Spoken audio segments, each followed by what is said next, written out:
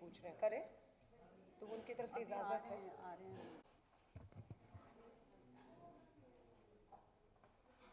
शुरू करूं उससे पहले हम एक पोस्टर जारी करेंगे।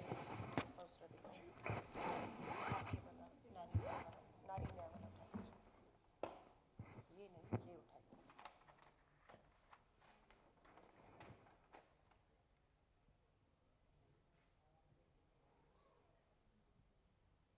मैं पत्रकार साथियों से निवेदन करूंगी, जूम करके ये पोस्टर क्या है, किनकी तस्वीरें हैं, क्या उनके नीचे लिखा हुआ है, आपसे निवेदन है इसे जरूर हरियाणा की उन पीड़ित बेटियों तक पहुंचाएं, ताकि उन्हें यह विश्वास रहे कि न्याय के हक की इस लड़ाई में न्याय का हक मिलने तक।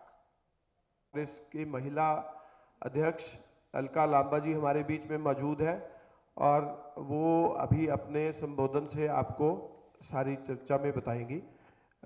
अलका लांबा जी।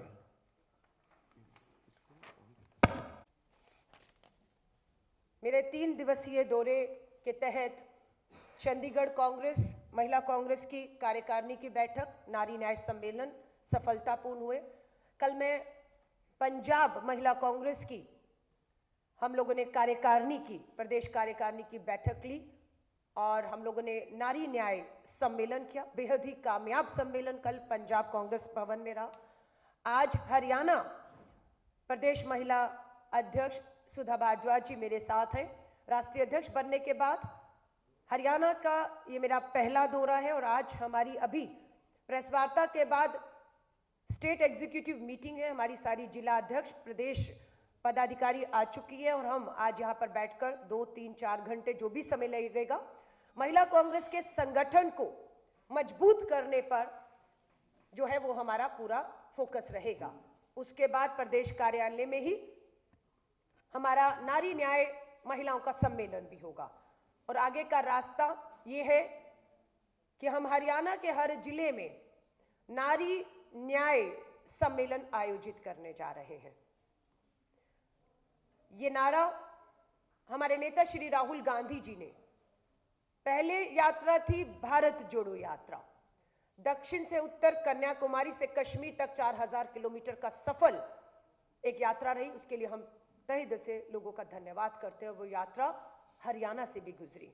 हरियाणा की जनता ने इतनी ताकत दी, जो सवाल कर रहे थे कि क्या ये यात्रा अपना सफर में कामयाब हो पाएगी, कश्मीर के लाल चौक पर तिरंगा लहराने का जो हमारा संकल्प था उसे पूरा कर पाएगी। और मैं हरियाणा की जनता का आज धन्यवाद करना चाहती हूँ। वो जो ताकत उनसे मिली उसका ये फल हुआ कि हम कामयाब हुए और हमने कश्मीर तक यात्रा को जो है सफल किया लोगों ने। आज भारत जोड़ो न्याय यात्रा है। सवाल उठ रहा है कि राहुल गांधी जी पहले भारत जोड़ो यात्रा, भारत जोड़ो न्याय यात्रा, ये यात्राएं कब तक? जवाब था न्याय का हक मिलने तक। अन्याय किसके साथ हो रहा है, फिर सवाल ये उठा। फिर 5 मुद्दों पर राहुल जी ने कहा, पहला युवा न्याय, नारी न्याय, भागीदारी न्याय, किसान न्याय और श्रमिक न्याय। इन 5 लोगों के साथ जो देश की तानाशाह सरकार अन्याय कर रही है, ये लड़ाई अन्याय के खिलाफ है। आज ही अखबारों में मैंने पढ़ा 14 फरवरी को देश का अन्नदाता किसान हरियाणा से राजधानी दिल्ली वापस कूच कर रहा है। आज सारी अखबारों में है।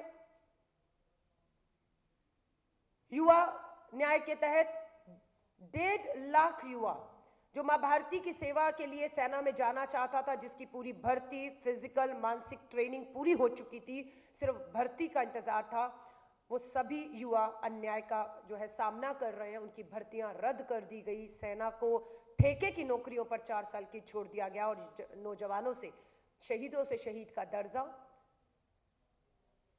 कफन में तिरंगे का सम्मान, हर कुछ उनसे छीना गया, जिसको लेकर और बेरोजगारी में हरियाणा 1 नंबर पर खड़ा हुआ है। किसान हो, श्रमिक हो, मैं नारी न्याय के मुद्दे पर वापस लौटती हूं। आज फिर अखबारों में है कि घोषणा हुई है कन्या भ्रूण हत्या अगर कोई कर रहा है उसकी जानकारी देने वाले को 1 लाख रुपए का इनाम। ये खबरें सिर्फ हरियाणा में देखने को मिल रही हैं, लोगों को 1-1 लाख रुपए का कन्या भ्रूण हत्या की जानकारी देने पर है, लेकिन लिंग जांच कहां हो रहे हैं, किन स्वास्थ्य केंद्रों में हो रहे हैं, किन निजी अस्पतालों में हो रहे हैं, उन पे कार्रवाई कब होगी? अगर लिंग जांच ही नहीं हो तो जांच के बाद की जो हत्या है वो हो ही नहीं सकती है। लेकिन आपको लिंग जांच रोकने पर आप विफल हो गए हैं। साठगांठ है आपकी निजी स्वास्थ्य केंद्रों से, जहां पर ये लिंग की जांच हो रही है और पता लग रहा है। हत्या तो दूसरा कदम है। आप दूसरे कदम पर कार्रवाई के लिए कह रहे हैं 1 लाख रुपए का इनाम, पर पहले पे ही आप अगर कार्रवाई कर देते तो आज 60% कन्या भ्रूण हत्या के मामले केवल हरियाणा से आ रहे हैं, केवल हरियाणा से। अपराध के मामले में कहें पूरे देश में हरियाणा की हमारी बेटी साक्षी मलिक हो, विनेश फोगाट हो, दिल्ली की राजधानी जंतर मंतर पर सर पटक पटक कर आई, वो कोई सुनवाई नहीं।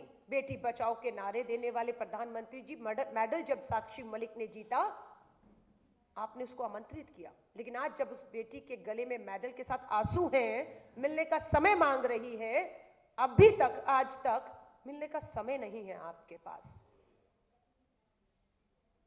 कुलदीप सिंह सेंगर भाजपा के नेता बताते हैं प्रधानमंत्री जी इसलिए खामोश हैं, लोकसभा के चुनाव आ गए हैं। साक्षी मलिक जिस राज्य में है वहां तो 10 ही सांसद भाजपा के हैं, लेकिन ब्रजभूषण शरण जिस राज्य से है वो उत्तर प्रदेश है, वहां 80 सांसद हैं। अगर प्रधानमंत्री नरेंद्र मोदी जी ने ब्रजभूषण शरण के खिलाफ कार्रवाई की तो उनका ही मानना है उत्तर प्रदेश में भाजपा को आने वाले चुनावों में नुकसान होगा। वो 10 सीटों का हरियाणा में नुकसान सहन कर सकते हैं, पर उत्तर प्रदेश की चोट उन्हें भारी पड़ेगी। इसलिए वो ब्रजभूषण शरण एक अपराधी, गंभीर यौन उत्पीड़न के आरोपों में दिल्ली पुलिस पूरी तरह से दबाव में थी। गृह मंत्रालय, अमित शाह जी का दबाव था। बेटियां न्याय मांग रही थी पर एफआईआर नहीं हो रही थी। सुप्रीम कोर्ट का धन्यवाद करते हैं कि सुप्रीम कोर्ट ने दिल्ली पुलिस को जब फटकार लगाई और ये कहा कि आप अगर कार्रवाई नहीं करेंगे तो सुप्रीम कोर्ट को कार्रवाई करनी पड़ेगी, तब ब्रजभूषण शरण के खिलाफ एफआईआर होती है। लेकिन राहुल गांधी जी का नारी न्याय का हक मिलने तक ब्रजभूषण के खिलाफ एफआईआर हो गई, सुप्रीम कोर्ट ने करवाई, लेकिन गिरफ्तारी कब होगी, कार्रवाई कब होगी, बेटियों को न्याय कब मिलेगा, यह सवाल बेटी बचाओ का नारा देने वाले से पूरे हरियाणा को पूछना चाहिए। उपराष्ट्रपति जी पर किसी ने जब कुछ कहा तो उन्होंने बोला पूरे जाटों का अपमान है। उपराष्ट्रपति जी अपनी जाति बताने लग गए और पूरे जाट समुदाय का अपमान बताने लग गए। साक्षी मलिक, विनेश फोगाट की इज्जत का सम्मान के साथ हुए घृणित अपराध में ब्रजभूषण शरण को बचाना क्या उस जाट समाज का अपमान नहीं है, उनकी बेटियों का अपमान नहीं है? उपराष्ट्रपति धनखड़ जी, देश आपसे, हरियाणा आपसे जानना चाहता है, आप चुप क्यों हैं? मंत्री हैं संदीप सिंह सैनी जी, मंत्री हैं संदीप सिंह सैनी, हरियाणा में मंत्री हैं।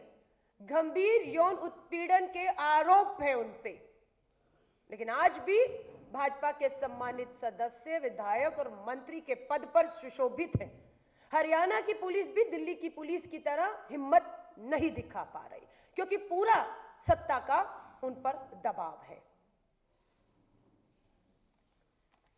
एक नहीं है, यूपी में ब्रजभूषण सांसद को बचाया गया तो यूपी में ही कुलदीप सिंह सेंगर विधायक को भी बचाया गया। यूपी में ही राम दुलारे गौर भाजपा के विधायक को, दोनों पर नाबालिग बेटियों के बलात्कार के गंभीर आरोप रहे। 10 साल मामला कोर्ट में चला और आज कुलदीप सिंह सेंगर भाजपा का विधायक उत्तर प्रदेश हो या राम दुलारे गौर, हम कोर्ट को सलाम करते हैं, न्याय की अंतिम उम्मीद को जिंदा रखा और दोनों को उम्र कैद की सजा सुना दी गई।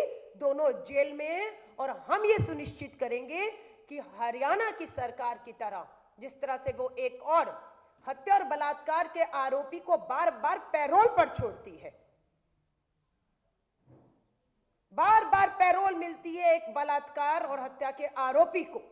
और आप सोच सकते हैं, जब ये बलात्कारी हत्या के दोषी उम्र कैद काट रहे, जब बाहर सलाखों के आते हैं, तो उस पीड़ित परिवार, उन बेटियों पर क्या बीतती होगी, क्या गुजरती होगी। रात को सो भी नहीं पाती, डर और खौफ में रहती हैं, क्योंकि सरकार ये संदेश बार बार देती है कि वो बेटियों के साथ नहीं, अपराधियों को बेल बार बार पैरोल दे देकर उनके साथ खड़ी हुई है। भारतीय राष्ट्रीय महिला कांग्रेस ने यह संकल्प लिया है कि हम इस आधी आबादी के सुरक्षा हो, इनकी भागीदारी, न्याय की बात भी राहुल जी ने की है, उसको लेकर लड़ेंगे। 33% महिला आरक्षण कानून पास हुआ। लगा कि देश का 24 का लोकसभा और विधानसभा 33% आरक्षण के तहत होगा, लेकिन जुमला धोखा हुआ। कानून बन गया, कानून का लाभ नहीं मिल रहा। आरक्षण पे चुनाव ना लोकसभा का हो रहा है, ना विधानसभा का।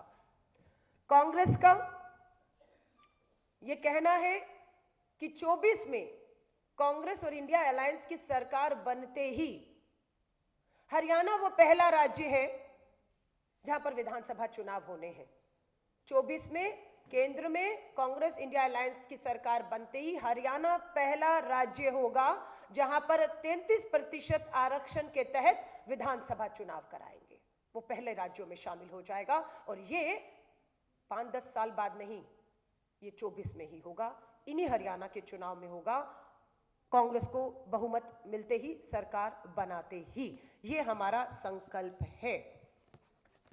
मामला, अभी मैं सुधा जी से बात कर रही थी, कन्या भ्रूण हत्याएं हो लगातार बढ़ रही हैं, सरकार उस पे मौन है, झूठे फर्जी आंकड़े पेश करके अपनी पीठ को थपथपा रही है।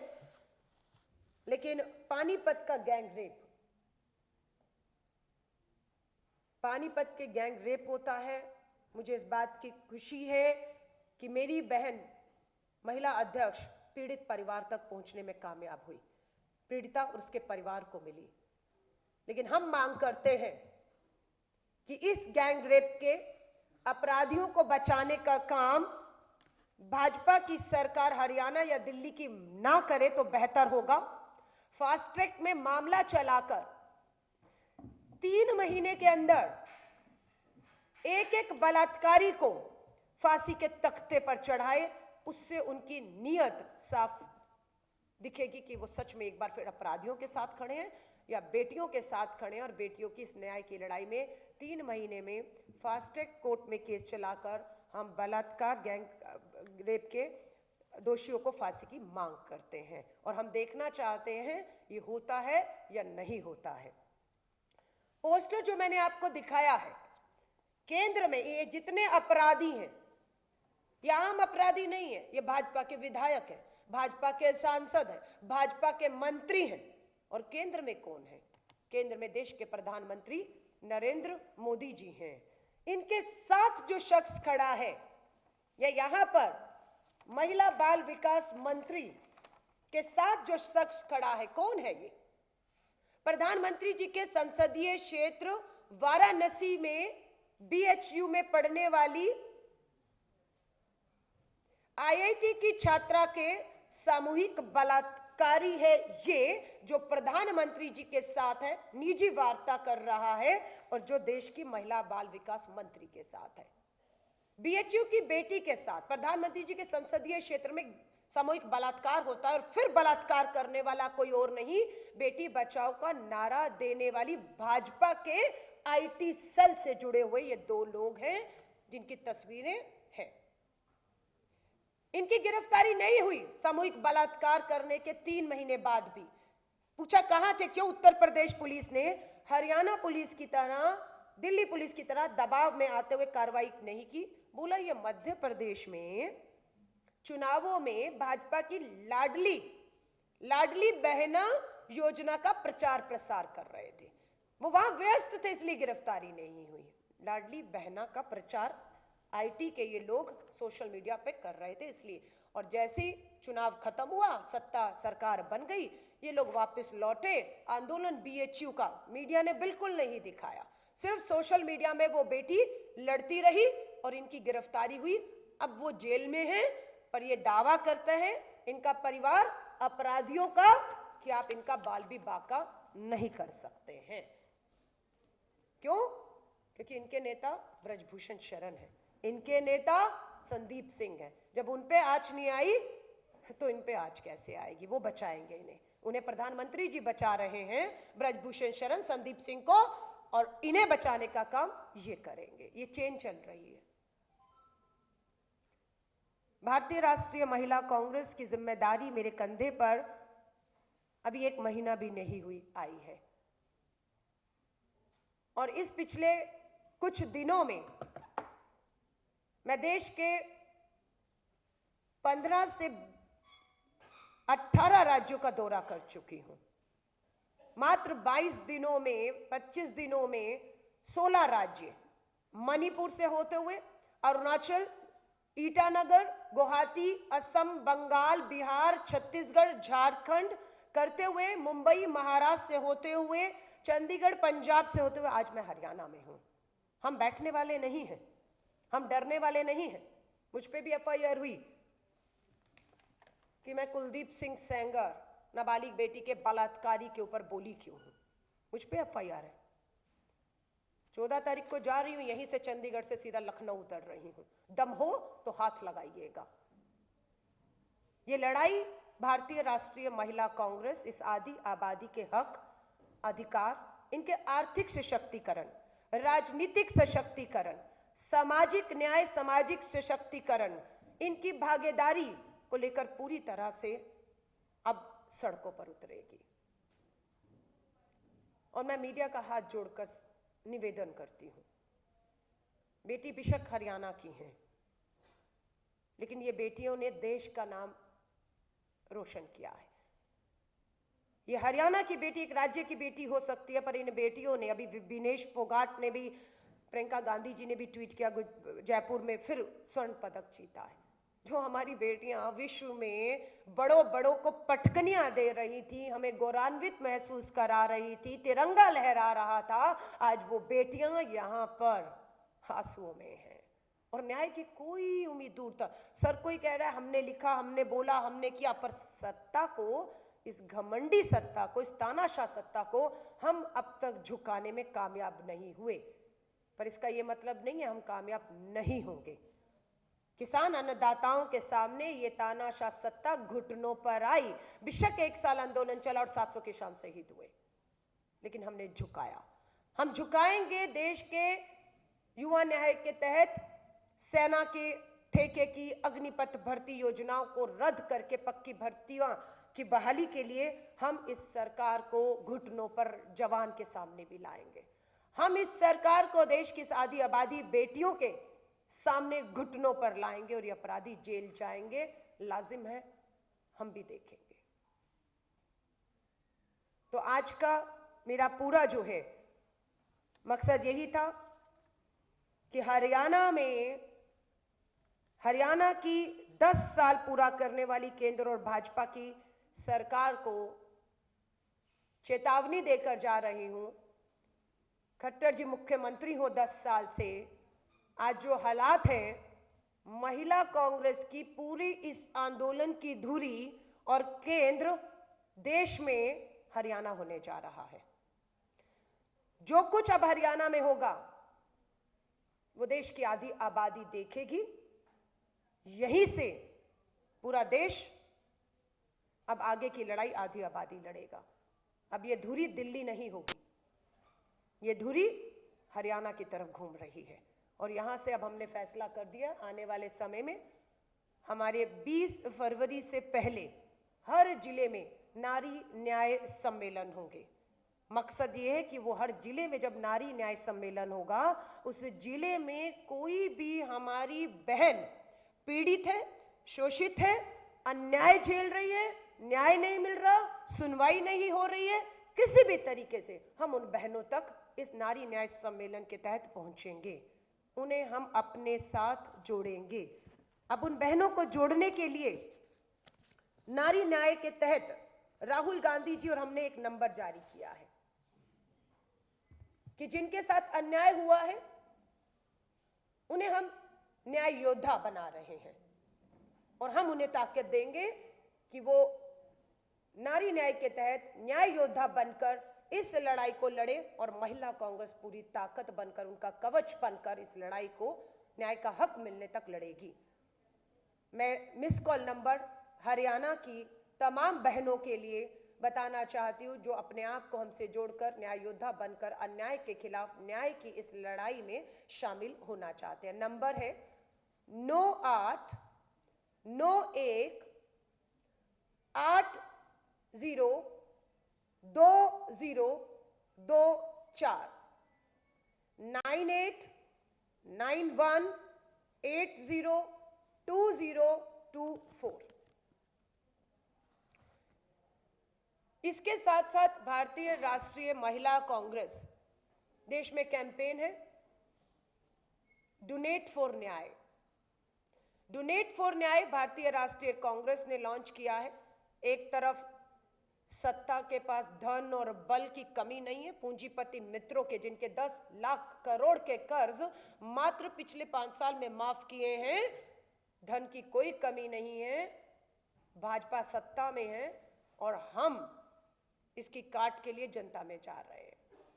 मास डोनेशन, डोनेट फॉर देश, डोनेट फॉर न्याय के नारे के साथ महिला कांग्रेस एक दान देश की बेटियों के नाम, एक दान देश की बेटियों के नाम डोनेट फॉर न्याय की अपील के साथ इस आधी आबादी में जा रही है। इसमें डोनेशन में 10 रुपया, 20 रुपया, 30 रुपया भी बहनें दे रही हैं। मायने नहीं रखता कि कितना पैसा कोई दे रहा है और कितना आ रहा है, मायने ये रखता है कि इस मुहिम में, इस आहुति में, इस यज्ञ में हर कोई अपना अपना योगदान देना चाहता है, जुड़ना चाहता है।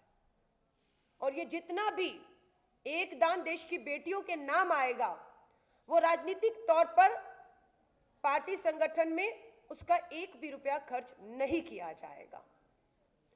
ये जितना भी दान आएगा, ये जो हमारी बेटियां अन्याय से लड़ रही हैं उनकी मदद, उनकी सहायता, उन्हें कानूनी सलाह दिलानी है, उनके साथ अगर यौन उत्पीड़न हुआ है, अस्पताल में इलाज है, उनकी कुछ आर्थिक मदद है, ये पूरा दान बेटियों को समर्पित रहेगा। जहां जिसकी से आवाज आएगी ये दान पूरी तरह देश की बेटियों के लिए समर्पित होगा। तो इस कैंपेन के साथ हम लोग 2024 के लोकसभा चुनावों का बुगिल बजा चुके हैं। 28 दिसंबर को नागपुर में संघ भाजपा के गढ़ में है तैयार हम के नारों के साथ भारतीय राष्ट्रीय कांग्रेस ने अपना कैंपेन शुरू कर दिया है। एक तरफ राहुल गांधी जी की भारत जोड़ो न्याय यात्रा पूर्व से पश्चिम 6713 किलोमीटर का सफर तय कर रही है, वहीं दूसरी तरफ कांग्रेस के राष्ट्रीय अध्यक्ष आदरणीय मल्लिकार्जुन खड़गे साहब लगातार कार्यकर्ता सम्मेलन कर रहे हैं, जिसके तहत 11 फरवरी को वो लुधियाना में होंगे। हमारा नारी न्याय के नारे के साथ हमने जो मुद्दे बताए हैं उसको लेकर भारतीय राष्ट्रीय महिला कांग्रेस पूरी तरह से भाजपा सरकार को घेरने का काम करेगी। सड़कों पर आएंगे, आंदोलन करेंगे, दम हो तो मैंने जैसे कहा एफआईआर भी है, डरते नहीं आपकी एफआईआर से। 50 ऐसी एफआईआर संदेश दे रही हूं, 50 ऐसी एफआईआर और आपकी ऐसी जेलें हमारी जूते की नोक पर है। हम डरेंगे नहीं, हम तैयार हैं, आप तैयार रहिए। अब धन्यवाद। आपका कोई भी सवाल हो पत्रकार साथियों का, मैं उसका स्वागत करती हूँ और हाथ जोड़कर निवेदन ये करूँगी कि जो हमारा आधी आबादी का मुद्दा है, नारी न्याय का जो मुद्दा है, जिस मुद्दों पर मैंने आज बात की है, अगर उस पर आपके सवाल रहेंगे तो बेहतर है, क्योंकि बहुत से मुद्दे हैं और बहुत से मुद्दों पर प्रेस वार्ता होती है पर वहाँ महिलाओं से संबंधित सवाल नहीं होते। तो कम से कम यहाँ उम्मीद करती हूँ कि इस आधी आबादी की जो हम लड़ाई लड़ रहे हैं कि उनकी हिम्मत ना हारे, उम्मीद ना हारे, आस ना छोड़ें, हम हैं उनके साथ इस अन्याय के खिलाफ न्याय की लड़ाई में।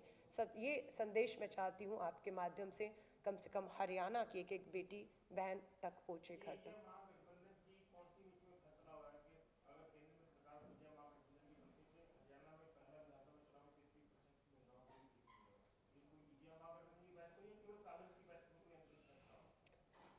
हरियाणा में हमारी सरकार रही और भाजपा से सीधा कांग्रेस लड़ी है।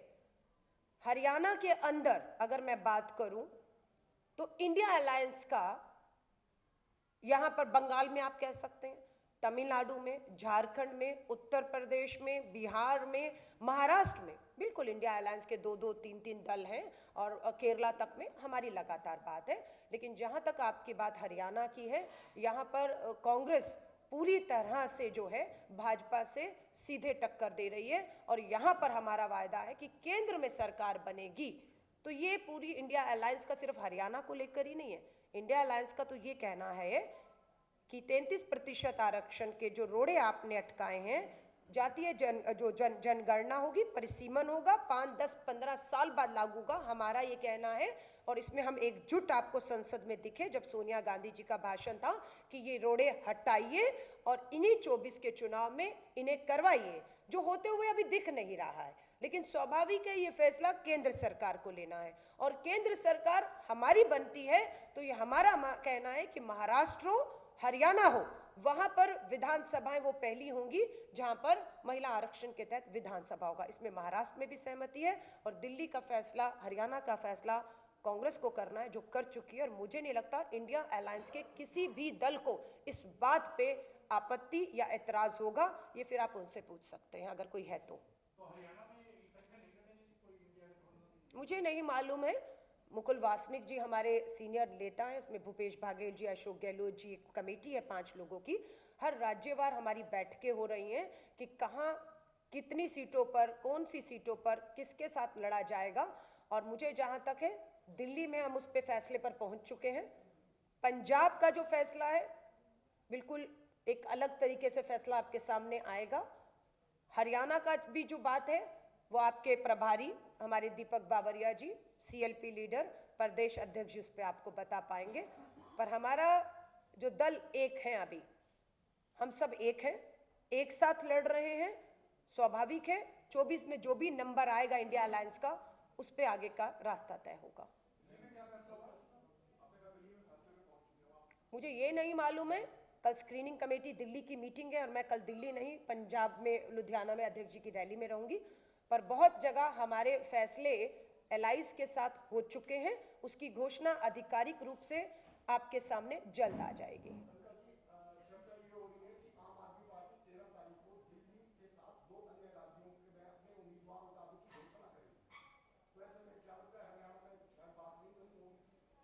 नहीं, मैं फिर कह रही हूँ, लोकतंत्र है, आज़ादी है, जिसको जो करना है करें। लेकिन बड़ी बात ये चुनाव क्षेत्र का चुनाव नहीं है, एक राज्य का चुनाव नहीं है, क्षेत्रीय मुद्दों का नहीं, देश का चुनाव है, जहाँ पर किसान के साथ हुए अन्याय की बात होगी, बेरोजगारी पे, युवाओं की, महंगाई पर और जो महिलाएं शोषण से रही हैं उस पर, एक बड़े मुद्दों पर, गिरती अर्थव्यवस्था, गिरते रुपये पे बात होगी, सरहदों पर मिलती चुनौतियों पर। तो हर एक का अपना अधिकार है, वो लड़ेंगे। हाँ जी,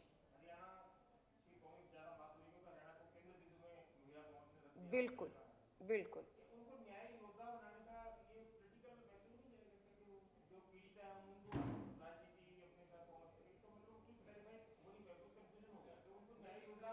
देखिए, हमारी बहुत सी बहनें हमें फोन कर रही हैं कि भारत जोड़ो यात्रा राहुल गांधी जी हरियाणा से गुजरे, हम जुड़ी, हम मिली, हमने अपने साथ हो रहे शोषण, उत्पीड़न, अन्याय के लिए बात की।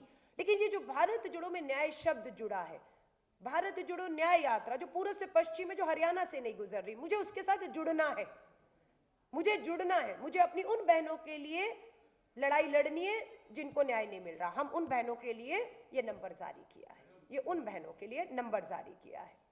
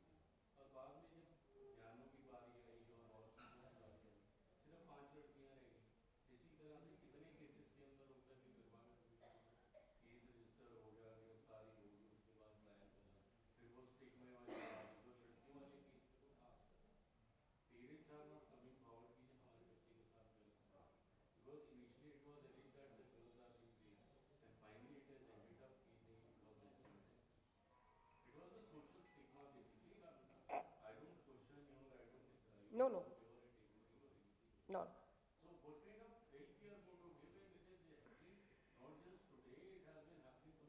Agree.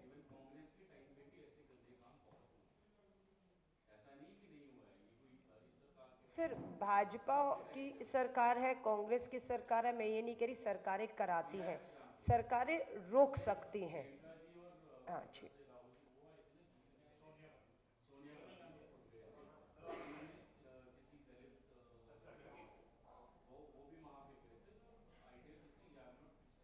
No no sir, sir आपका जो सवाल है कि महिला कांग्रेस क्या कर रही है इसमें, ये सर सामाजिक न्याय, नारी न्याय के तहत जो सामाजिक न्याय है ये उसका है।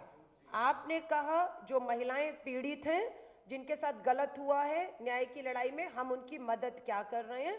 हम लोगों ने, एआईसीसी ने, मल्लिकार्जुन खड़गे जी ने महिला कांग्रेस में 5 बड़ी वकीलों का निवेदन हमने दिया था कि इन्हें लीगल सेल ऑल इंडिया महिला कांग्रेस में नियुक्त किया जाए। मैं धन्यवाद करती हूँ, अध्यक्ष जी ने मेरा निवेदन माना और 5 बड़ी वकील ऑल इंडिया महिला कांग्रेस के लीगल सेल में हैं और अब ये लीगल सेल हर राज्य में बनेगा।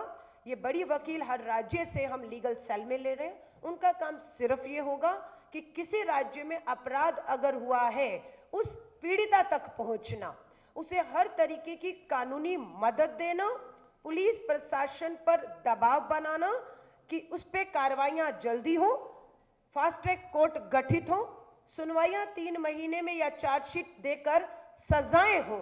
ये हमारी लीगल सेल टीम जो है वो पूरी तरह से सक्रिय हो चुकी है। हरियाणा में भी आज मेरी पहली बैठक, पहली कार्यकारिणी है। जल्दी हरियाणा में कौन सी 5 हमारी वकील लीगली इस पूरे मामले को देखेंगी, उसके नाम और नंबर हम जारी करेंगे ताकि हरियाणा में कहीं कुछ भी ऐसा होता है तो बहुत आसानी से उन्हें पता हो कि मुझे बस महिला कांग्रेस की इस नंबर पे डायल करना है और उसकी शुरू से अंत तक की लड़ाई, न्याय का हक मिलने तक हम लड़ेंगी। ये हमारे प्रयास शुरू हो गए। पहली बैठक है, मैं आपसे बेहतर होता बैठक के बाद मिलती तो आपको इसके सूचना भी देती थी, लेकिन बैठक इसके बाद है। सभी डिस्ट्रिक्ट में अपॉइंटेड हैं, हमारे जो वकील हैं सभी डिस्ट्रिक्ट में अपॉइंटेड हैं। सॉरी एक-एक सर, एक डिस्ट्रिक्ट। सेकंड। हाँ हाँ जी।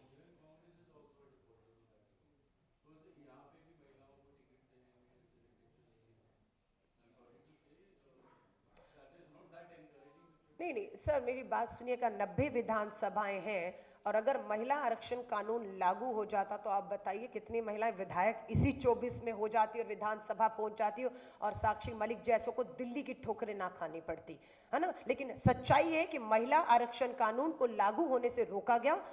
30 से 35 बहनों को इसी हरियाणा विधानसभा में पहुंचने से रोका गया।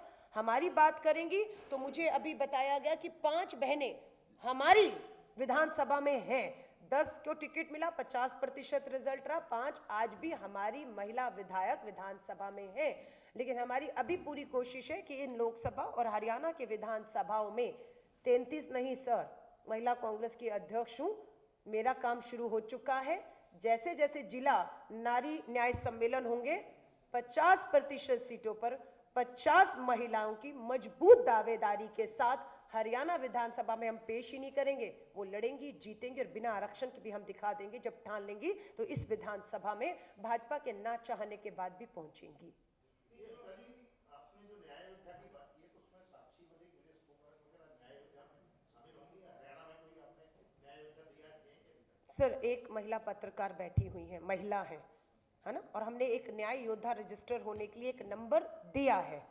अब उसमें कौन शामिल होना चाहता है कौन नहीं, ये लोकतंत्र है, ये उनका फैसला है। लेकिन जो हमसे जुड़ जाएगा उसका नाम नंबर हमारी कांटेक्ट में वो आ जाएगा और हम एक दूसरे के साथ संपर्क में आ जाएंगी और एक दूसरे को ताकत देते हुए इस लड़ाई को हम आगे लेकर जाएंगी। लेकिन ये सबका निजी फैसला होगा। हमारा था कि हमने एक रास्ता दिखाया, एक नंबर दिया है, अब देखते हैं हरियाणा से। लेकिन हरियाणा का आप जो बता रहे हैं, कन्या भ्रूण हत्या कहें, महिलाओं के साथ यौन उत्पीड़न की बात करें, शोषण की उत्पीड़न की बात करें, न्याय नहीं है, मुझे लगता है ये सिर्फ महिलाओं की लड़ाई नहीं है, ये हरियाणा की जो आधी आबादी पुरुषों की भी है। माफी चाहूंगी, ये कलंक है, ये कलंक है और ये कलंक को हम दोनों को मिलकर धोना है। हम दोनों के कन्या भ्रूण हत्याएं हो रही हैं, बलात्कार हो रहे हैं, शोषण हो रहे हैं। और एक बन चुका है हरियाणा। हरियाणा की जो छवि थी या जो अब छवि बनी है पिछले 10 सालों में, हमारा प्रयास रहेगा वो छवि सुधरे, हालात बेहतर हो और जो हरियाणा का गर्व था, गौरव था, वो वापस लौटे। और इस प्रयास को आधी आबादी अकेले नहीं करेगी, बाकी की आधी आबादी से मिलकर करेगी।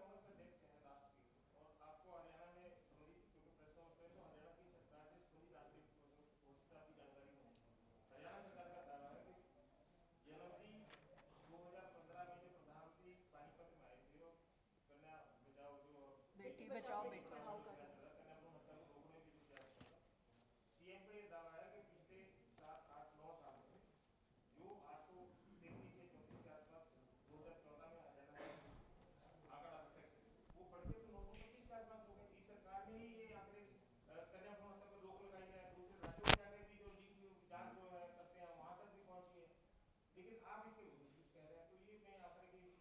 मैं आप पत्रकार साथी से हाथ जोड़कर निवेदन करती हूँ, मैंने जो बोला है और हरियाणा के मुख्यमंत्री खट्टर जी जो बोल रहे हैं, उसकी सच्चाई दोनों में क्या है। आप अगर अभी नेशनल क्राइम रिकॉर्ड ब्यूरो के आंकड़े दिखाएंगे तो आपको पता चल जाएगा, ग्राफ दोबारा से गिरा है, बहुत तेजी से गिरा है। हमारी सबके प्रयास से 10 साल हमारी सरकार रही, 10 साल इनकी, हम बेहतरी की तरफ थे। लेकिन पिछले अगर 22 के आंकड़े आप देखेंगे, हमारा ग्राफ एक बार फिर गिरा है और 60% कन्या भ्रूण हत्याओं के मामले मात्र हरियाणा में दर्ज हुए हैं। ये सच्चाई है। वो आधा गिलास भरा हुआ दिखाएंगे। हम विपक्ष हैं, धर्म है हमारा कि हम आधा गिलास, आधा जो है जिसका जिक्र वो नहीं करते, बचने छुपने की कोशिश है, हम उन पे बात करें। तो वो अपनी बात कर रहे हैं, हम अपनी कर रहे हैं। लेकिन सच्चाई है कि राज्य हरियाणा की धरती पर आज की तारीख में भी कन्या भ्रूण हत्याएं हो रही हैं और आपको 1-1 लाख रुपए के कन्या भ्रूण हत्या कहीं हो रही है, उसकी जानकारी देने वाले को 1 लाख देंगे। लेकिन लिंग जांच जहां हो रहा है वहां ना हो, उसके लिए आप 1 लाख की घोषणा नहीं करते हैं, क्योंकि आप चाहते नहीं लिंग जांच हो जाए। 5-5, 10-10 हजार फीसें प्राइवेट वाले हॉस्पिटल वाले डॉक्टर ले रहे हैं। कौन ले रहे हैं, आप तक कितना कमीशन पहुंच रहा है वो आपको पता है। इसलिए वो होने दीजिए, टेस्ट होने दीजिए, आपकी कमीशन आपके पास पहुंच जाए। हाँ, लेकिन जब गर्भपात का समय आए तब आप 1 लाख रुपया देंगे, है ना, क्योंकि तब आप कार्रवाई फिर किस पे करेंगे, किस पे करेंगे, ये भी आप समझ लीजिए। तो ये मिला जुला खेल है, सरकार पूरी इसमें भागीदारी है। खट्टर जी की विफलता है 10 साल में। जो आंकड़ा बेहतर से बेहतर की तरफ जाना था, वो आपके अंतिम वर्ष में एक बार फिर से ग्राफ नीचे की तरफ गया है।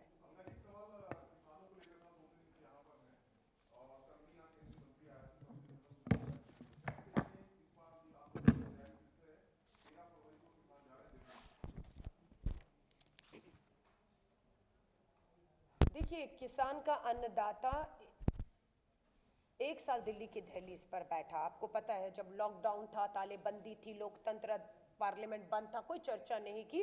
पूंजीपति मित्रों के साथ बैठकर कृषि कानून बना दिया गया, जिसमें किसानों का कोई नहीं, पूंजीपति मित्रों का लाभ था। आंदोलन हुआ, 700 किसान शहीद हुए और कांग्रेस पूरी तरह उस आंदोलन के साथ, किसानों के साथ खड़ी रही और हम लोगों ने लोकतंत्र में वो जीत हासिल की। लेकिन इस सरकार का वायदा था कि हम एक कमेटी बना रहे हैं, एमएसपी पे कानून, न्यूनतम समर्थन मूल्य पर कानून बन जाएगा। आज हम पूछ रहे हैं, कानून 10 साल में क्यों नहीं बना? उस आंदोलन के बाद भी, कृषि कानून वापस लेने के बाद भी क्यों नहीं बना? इसका जवाब केंद्र की भाजपा सरकार को देना होगा। लास्ट पार्लियामेंट सत्र चल रहा है, आजकल में खत्म हो जाएगा, चुनावों की घोषणा होगी और नियत साफ हो गई कि 10 साल में एमएसपी पे कानून, ये सरकार की नियत नहीं थी, नहीं दिया और अब फैसला देश का अन्नदाता कर लेगा। 22 में किसानों की आय दुगनी होने का वायदा था और सच्चाई ये है कि किसान की आय दुगनी नहीं हुई, किसान कर्ज में है। सच्चाई ये है कि किसान आत्महत्याएं कर रहे हैं। सच्चाई ये है कि कृषि उपकरणों पर भारी जीएसटी आज भी लगी हुई है, जिसे हम खत्म करने की मांग कर रहे हैं। अब भाजपा कहेगी हम आएंगे तो करेंगे। आपने 10 साल क्या किया किसानों के साथ? आज उसके ऊपर आपको अपनी रिपोर्ट कार्ड पेश करनी थी, लेकिन आप नहीं करने की हिम्मत दिखाएंगे और ये किसान आंदोलन दिल्ली पहुंचेगा। मुझे मालूम है, सत्ता, धन, बल, संवैधानिक संस्थाएं, ईडी, सीबीआई, सबको सबको पीछे लगाया जाएगा जैसे पिछली बार लगाया गया। किसान आंदोलन को बदनाम करने की कोशिश फिर होगी, खालिस्तानी बताया जाएगा, आतंकी बताया जाएगा, फ्रिंज एलिमेंट बताया जाएगा, पता नहीं क्या क्या आरोप। और किन किन लोगों को इस आंदोलन में हम सतर्क हैं, हमने किसान संगठनों को भी कहा है। फिर भाजपा इस पूरे आंदोलन को अपनी उससे भटकाने के लिए कुछ लोगों को, असामाजिक तत्वों को प्लांट करेगी और फिर सवाल खड़ा करेगी, है ना। तो हम लोग उस पर सतर्क हैं। मकसद एक ही है, न्यूनतम समर्थन मूल्य कानून लागू करिए, किसानों का कर्ज माफ करिए, कृषि उपकरणों पर जीएसटी टैक्स खत्म करिए। अगर आप ये करते हैं तो आप कुछ भी कहिए, शायद देश स्वीकार लेगा, लेकिन इस बार आपके हथकंडे, आपके साजिशें देश और किसान के इस आंदोलन में जो होने जा रहा है उसमें हम कामयाब नहीं होने देंगे।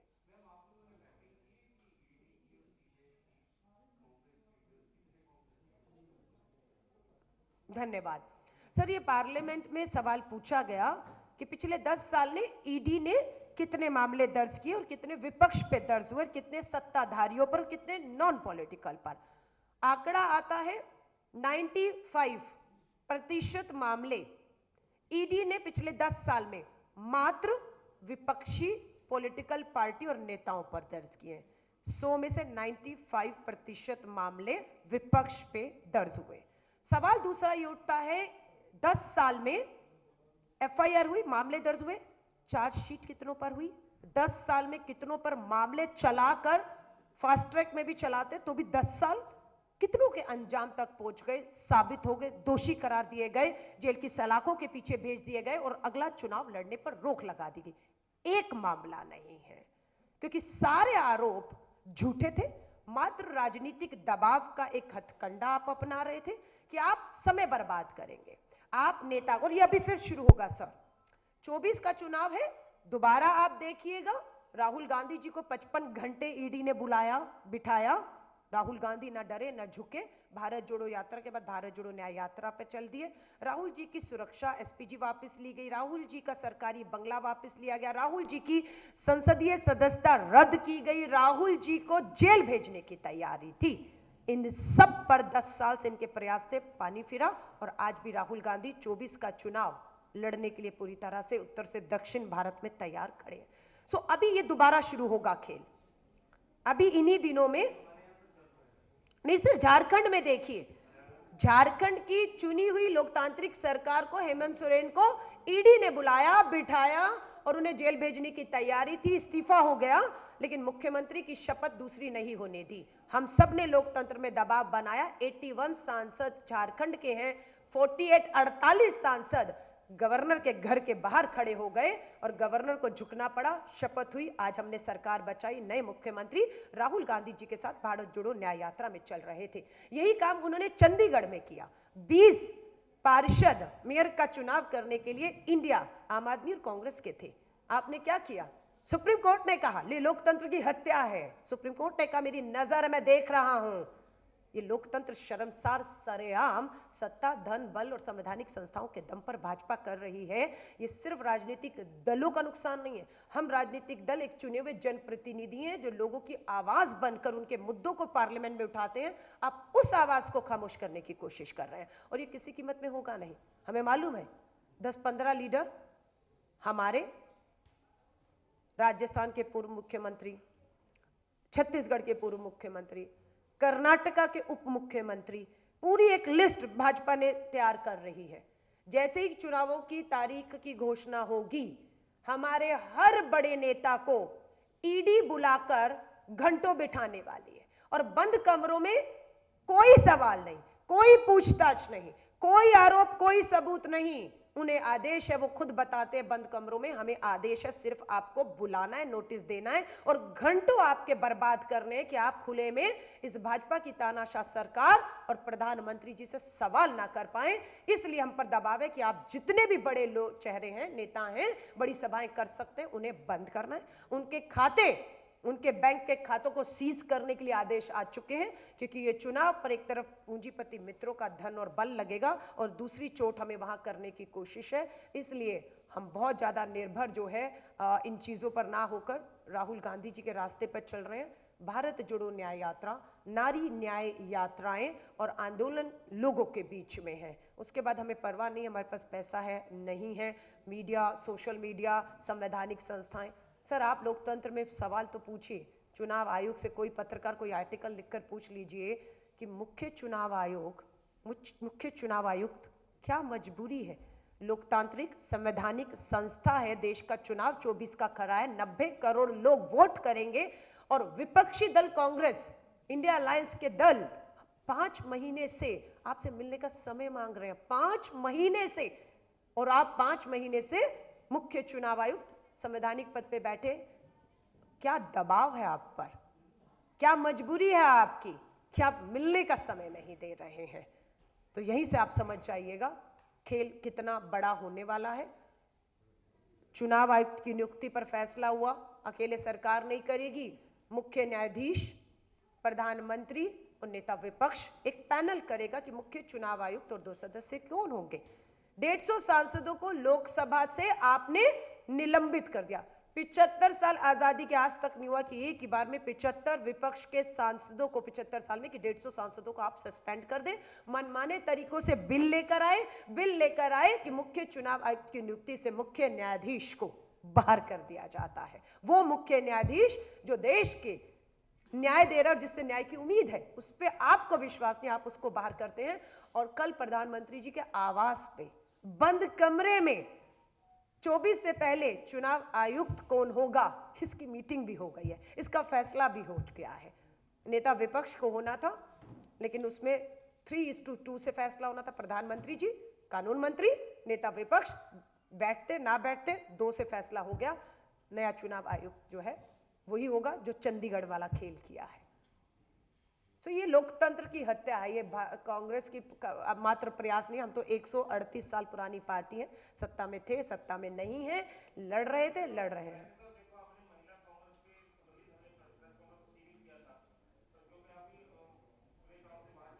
ये आपके सवाल है सर, मैं ले रही हूं क्योंकि राष्ट्रीय राजनीति में हूं, राष्ट्रीय प्रवक्ता भी हूं।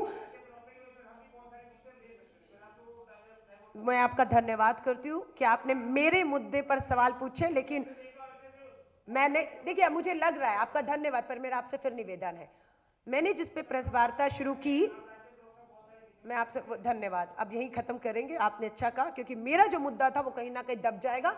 आपने बहुत सवाल पूछे पर मैं आपसे हाथ जोड़कर कहूंगी जो पहला सवाल था, जो पहला मेरा मुद्दा था, क्योंकि उस मुद्दे को कोई और नहीं उठाएगा, तो उस पर आप केंद्रित रहिएगा। आपकी हेडलाइन, आपकी मीडिया, आपकी प्रेस मेरी नारी न्याय के तक रहेंगी तो मुझे खुशी होगी कि कल की अखबारें मैं भी हरियाणा की उठाऊंगी तो मुझे लगेगा कि आपने हमारा इस नारी न्याय के, हमारा जो न्याय के खिलाफ में साथ दिया। और हेडलाइन महिलाओं को लेकर ही बनाई, उन पे एक हिम्मत जागे कि महिला कांग्रेस ने आपका सुझाव आया, लीगल सेल बनाए, कैसे पहुंचेंगे, क्या होगा, उन तक पहुंचाइए कि महिला कांग्रेस पूरी तरह से तैयार है, मैदान में है, हिम्मत में। धन्यवाद, धन्यवाद।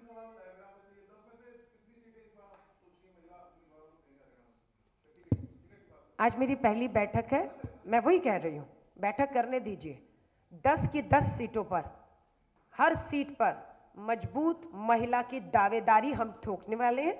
कौन सी मेरी महिला, मजबूत महिला किस लोकसभा में दावेदारी कर रही है, लिस्ट आपके साथ भी शेयर कर दूंगी ताकि दबाव मेरे नेतृत्व पे भी रहे कि महिलाएं तैयार हैं, आप लोग फैसला लीजिए। और मुझे पूरा विश्वास है 10 में से 3 महिलाएं कम से कम इन लोकसभा चुनाव में हम उम्मीद करते हैं हमारी पार्टी उतारे। ये मेरा निवेदन अपने राष्ट्रीय अध्यक्ष से भी है, नाम है वो हम आज मीटिंग के बाद भेजेंगे हाईकमान को।